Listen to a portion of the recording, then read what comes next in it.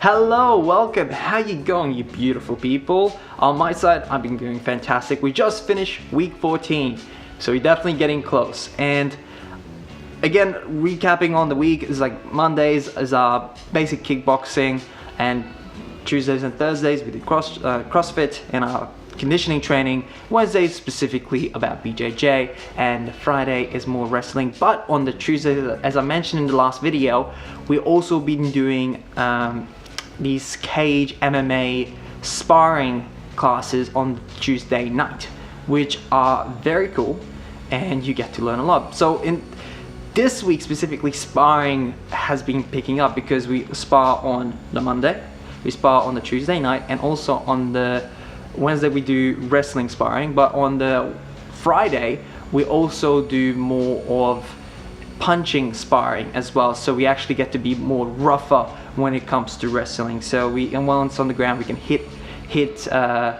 opponents and or our training buddies, I might add, and because not everyone's an opponent, it's this beautiful opportunity for us to train with from different people, from different levels, from different weight classes as well. Like, you get to learn a lot by actually training with a lot of different people. You actually get to find out where are your holes, where you need to work on, what are you already good at. It's fascinating.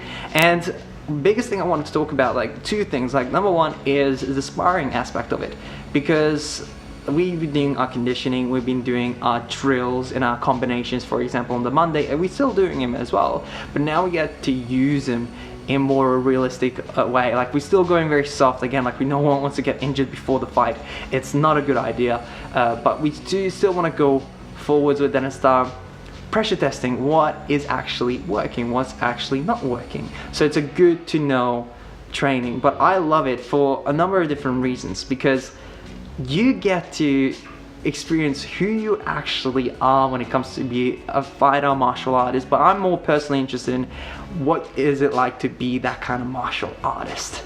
And I always love sparring. For some people having issues with it, or it's a scary thing to do, and it is kind of terrifying sometimes, to be very frank with you. Like, again, you're going into a position where someone's going to throw punches and kicks and is going to wrestle you and choke you and potentially put you in a position where your arm might be broken, and then you have to tap before that actually happens. But it's such a unique thing, and if you've never been in the martial arts world, or you never kind of trained in more combative arts, like, it's very hard to understand, like, why would people actually do that? Why would you put yourself at risk? Or why would you actually experience that? Like, I gotta tell you, it's sparring for me personally, it's one of the most exhilarating times and things I can do to feel alive. You absolutely feel alive, and more importantly, when you spar, the moment you go, there's nothing else in your head. It's this weird kind of trance, like zen kind of feeling, that there's nothing else matters except you and the opponent.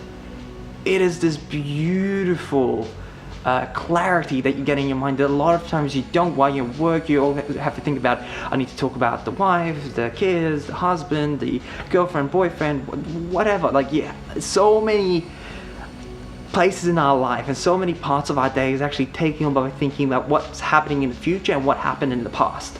There's a very few moments where you actually get to experience true presence, and sparring forces you to be in true presence, which is a unique way of doing it. Now, I know for me personally, like, training, like even just working out, helps you get into that state, and for a lot of people it actually does too. That's why, like, most of high achievers when it comes to like business or finances and all those kind of areas, especially the personal development world, most of them have a strict workout regime for a reason. Because when you work out and when you get your body moving, you just feel better because your endorphins running afterwards, but during it, like, it's very easy to kind of zone out and just only think of the workout, especially if you're pushing yourself hard, because you don't have the luxury to think about anything else. You have only the opportunity to think about what's happening at the moment in time. So it's this beautiful kind of zen feeling that you get. Like, I know for a fact, like, I experienced it multiple times during the week where I'm going into a sparring match or just before the coach, ready, like before he says go and just said it's ready, like I feel like, holy crap, here we go, and I still feel it. But when we go, it basically, after the first punch, after the first takedown, after you hold geese or grab onto someone's neck, or when you actually truly get into it, it all goes away. And then afterwards you feel great. But you have to go, it's this kind of funny trick that life plays on you, that for sometimes the best things in life, you have to go through that hump of fear before you're able to experience true grace and presence. It's super cool and kind of weird at the same time.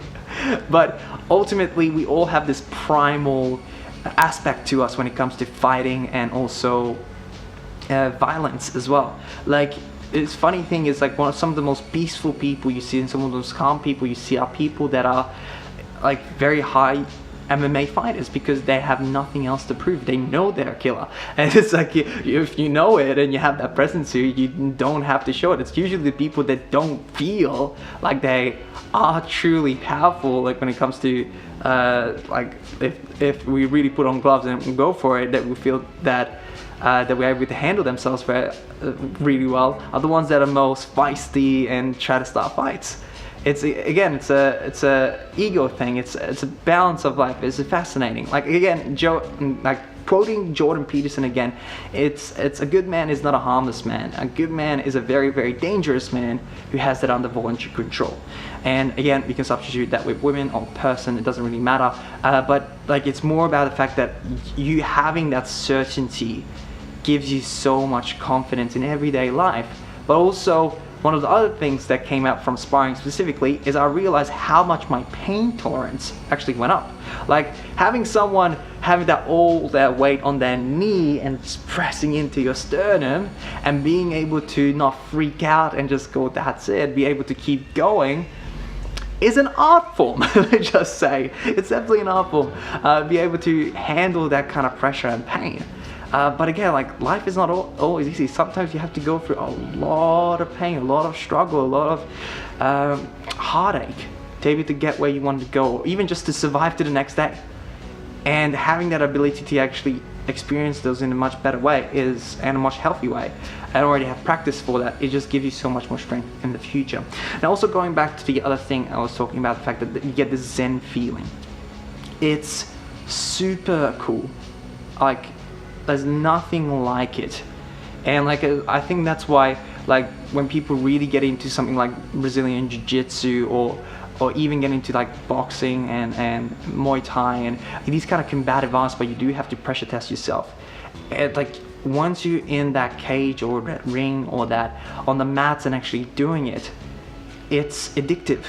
Because again, as I said, like, you don't get that in many areas of your life, many times in your life. So like, here's a story I do want to share. Is like, one of my mates that I learned martial arts from, his name is Luke Holloway. He has a booming YouTube channel called Raw Combat International, and he is no BS. He's very straight to the point, and he's really good at what he does. He has like studied multiple different arts, but he's also very knowledgeable depth-wise in all the arts he does, which I found fascinating. But he had this very cool story where he was actually going through brain surgery, and there was a good chance that he's gonna be finished on the table. He's not gonna survive the operation. And obviously that's a lot of stress, especially when you have a wife and kid and a business and like all this responsibility. And like, he was looking for some answers, so he went to some of the Buddhist temples, and one of the Buddhist temples he went to, he asked for some advice, and the Buddhist guy is like, well, you look like a very big guy, like, do you lift weights? And he's like, yeah. Oh, also, like, you look like you move really well, do you do Muay Thai? He's like, yeah, I do. It's like, okay, cool. Like, what do you think about, like, or do you think about anything when you're actually doing those, when you're lifting weights or you're working out? He's like, no, absolutely not. Well, do that. That is your meditation. Like, we think about meditation and that kind of chill out as something placid, that you have to cross your legs in a very uncomfortable manner, sit on a cold asphalt or concrete, and try to not think of anything. But in reality, for some of us, it's actually doing martial arts. For some of us, it's sewing. For some of us, it's reading a really good book. For some of us, it's actually getting lost in a TV series or a movie. Like, there's so many other ways of meditating. And everyone has it, but not everyone acknowledges it to the best of their ability. So again, food for thought, and this is one of the big wins and just beautiful realizations for this week.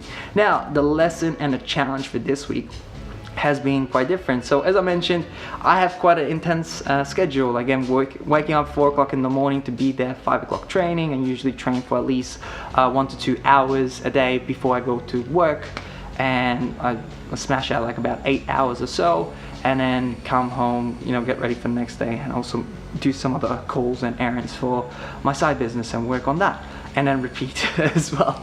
So it's quite a full-on day, and I've been doing that for the last 14 weeks. And this week specifically, there's been multiple times where I've been feeling fatigued and tired, and like I'll keep saying that I'll just push through. Like, you're gonna have these ups and downs and lows and highs. That's just normal part of the journey. Just keep pushing through, keep pushing through. But there's just more and more kind of signs that it's kind of affecting me more than I would like. Like, for example, on the Thursday, we were doing squats, and we were doing like a relatively heavy weight. So we only did like 5 reps, and so 5 reps for 5 sets. And there was one set, I think the third one, I was doing it like at my weight that I chose. And there's one time I'm pushing through, and I stop a little bit, and then I'm not able to get out. So I have to drop the weight and have to bail out of it. And not because I didn't have the physical strength to it, is my mentality wasn't there. Like, for the whole time, I'm like, I don't want this to drop on my head. I don't want this to drop on my head. I was thinking about what I do not want to happen instead of what I want to happen, which was, again, not the winning mindset you want to have in anything. So it kind of helped me refocus and say, okay, I'm going to focus on what I want. Keep my chest up, look forward, push through, push through, push through. And then the next 2 sets I was able to do completely fine, and haven't had to bail afterwards. But again, at the beginning, because my mindset got in the way, it kind of held back. So ultimately, what was the last kind of nail in the coffin to me realizing that I actually do need to rest was I had this feeling that I need to actually see one of my friends. He lives on the Gold Coast, which is about an hour away from where I am, or maybe 2 hours with traffic. But he lives there, and he does hypnotherapy, so hypnosis and stuff like that. And I've done a couple sessions with him in the past and got some really good benefit out of it. And I had this kind of inkling that I need to see him again. And so I booked in a session, I went to see him, and like he said, okay, I'm not going to tell you exactly what to do, I'm just going to give you an opportunity to just go up and just go wherever you need to go. Some people go into a past life, some people go into a future life, some people go into that present, some people make up a situation, and then basically your subconscious is able to bring up the issue, and then from there we can work with that. Now, I never had an acid trip, but it kind of felt like that, I guess I can explain, because everything, as soon as I went down, I had these, I went up in the sky, I went down to a house, I saw a baby crying, a mother kind of just trying to calm the baby, then changed to a ship, then my hands kind of, it's turned into something, it was consistently changing, and like my friend couldn't keep up writing though. It was just all this crap that was actually just coming out of my system, because my brain has been going 1,000 miles an hour consistently for the last 14 weeks, if not more. And it just came out, and at the end, where I was at more of a deeper level, where, like, in theory, in the process, he's able to talk to my subconscious and my deep subconscious. It was asking some questions, and I was saying, like, no, this is no real meaning to it. He just needs to rest. He just needs to rest. And I went like flatline, no response, nothing. The next thing I know, he just said coming up and snap his fingers. And then I'm like, whoa, what happened? It's like, all I remember is I'm seeing all these visions, then I don't see anything, and I just hear him click his fingers, and I wake up. So ultimately, it was that kind of the last realization that I do need to rest, I do need to recover. So on Sunday, I took the day off, which was fantastic. So I turned off my alarm, I turned off my phone actually, and even my computer, I didn't really use it for most of the day. It was just basically at the end of it when I had to save some files off my phone, so I actually got some footage space available for the next day. So pretty much I was away from technology, I was away from social media for sure, and I pretty much slept for about, altogether that day, roughly close to 14 hours, maybe over 14 hours.